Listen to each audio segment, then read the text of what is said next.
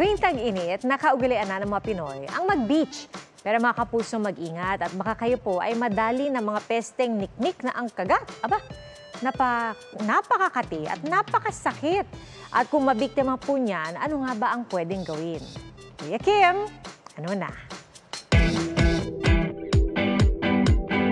Ang video na ito, kuha daw na mag-outing sa isang beach sa Palawan ng pamilya ni Colleen.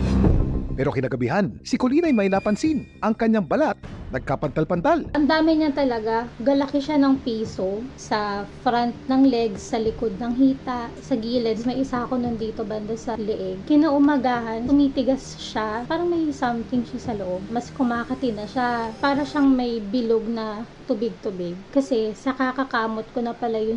Nadali na pala ng sandfly o kung tawagin dito sa atin, niknik. Hindi ko alam bakit ako lang po yung naniknik. Marami pong bakawan dun sa area. Baka dun ko daw nakuha kasi ako lang din halos yung naglakad-lakad. Ano nga ba dapat gawin kung ikay nakagat ng mga lintik na niknik? Kuya Kim, saan ba nakikita ang mga niknik? Kuya Kim, ano na? Ang mga niknik, mga pan-tropical insect pest. Ibig sabihin, nabubuhay ang mga ito sa tropical na bansa gaya ng Pilipinas. Kaya associate yung pangalan niya sa sandfly kasi nakikita siya sa buhangin na malapit sa dagat or yung mga maputik na area malapit sa ilog na high ang moisture or very humid. Parang labo kung matake mga niknik. Naninipsip rin kasi mga ito ng dugo. Yung babae lang na mature enough for mating, yung tumutusok, hindi siya totoong kumagat kasi wala naman siyang ngipin. Ang type ng kanyang mouth part ay piercing sucking. So tumutusok siya, saka siya sumisipsip. Mahirap din maispatan ang mga niknik. Ang size niyan is around 1 to 3 millimeters lang. They are barely visible. Very unlikely na ma-detect siya ng tao kasi naglalabas siya ng saliva niya that which serves as parang anesthesia na hindi mo nararamdaman yung kanyang pagtusok. Pero ang nakikita na lang sa kanya yung injury na naidudulot niya.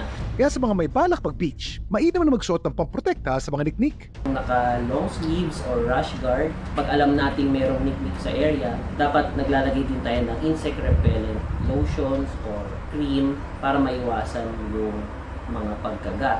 Kapag nakagat naman ang niknik, hugasan agad ang apektadong bahagi ng katawan ng sabon at maligamgam na tubig. Maaari ding mabawasan ang pamamaga at pangangati sa pamamagitan ng cold compress. Maaari uminom ng antihistamine para sa pangangati. At pain reliever naman kung ito'y sumasakit. Mainam din na pahiran ng ointment o cream gaya ng calamine lotion, bagay na ginawa raw ni Colleen. Gumaling na po siya. After ko na po yun gamitin yung calamine. Marks na lang po siya halos. Kaya sa mga magbe-beach ngayong summer, laging tandaan, kimportante ang may alam. Ako po si Kuya Kim at sagot ko kayo 24 oras. Mga kapuso, patuloy na tumutok sa mga balita. Mag-subscribe sa GMA Integrated News sa YouTube. Sa mga kapuso abroad, samahan nyo kami sa GMA Pinoy TV at www.gmanews.tv.